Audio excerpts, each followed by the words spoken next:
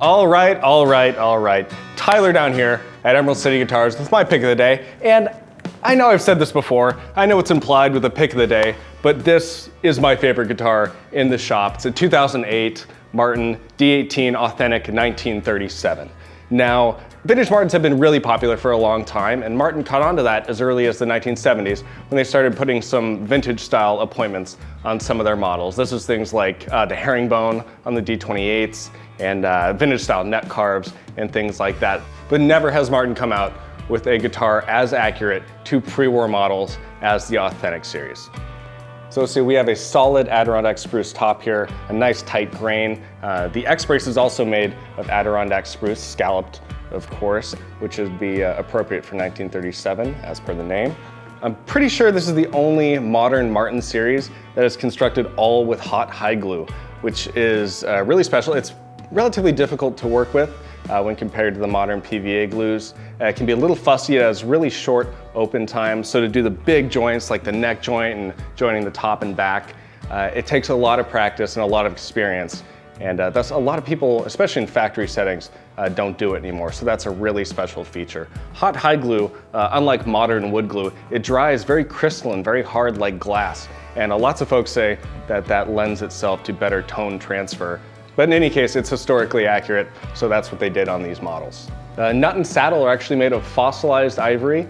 Obviously the originals would have had elephant ivory, which isn't an option anymore, so they did the next best thing. So one really historically accurate feature on these Authentic series is there's no adjustable truss rod. There's a steel T-rod reinforcement, just like we'd see in 1937.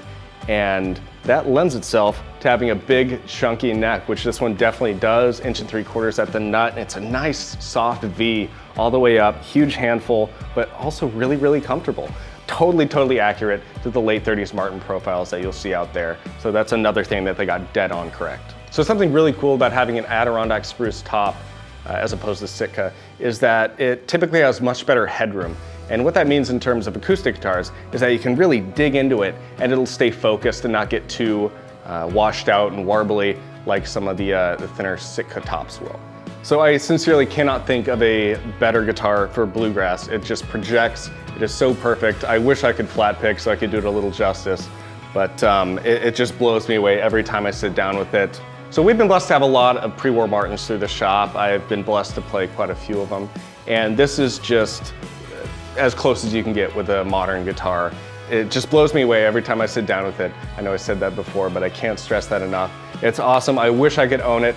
I just bought a reissue Advanced Jumbo, and I really shouldn't have because this just blows it away in every category. So that's enough yakking. I'm gonna grab a pick. Let's mic this up and see if I can do it a little bit of justice.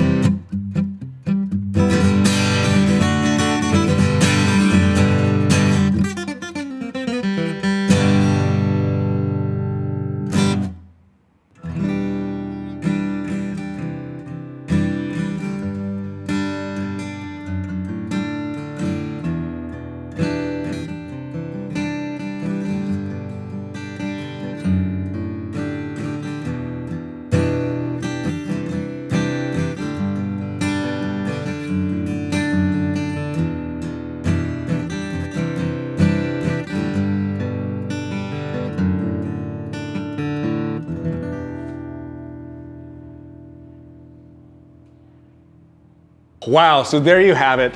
2008 Martin D-18 Authentic 1937 down here at Emerald City Guitars. If you want to play this thing, you better come down quick because it is going to fly off the wall, I guarantee it.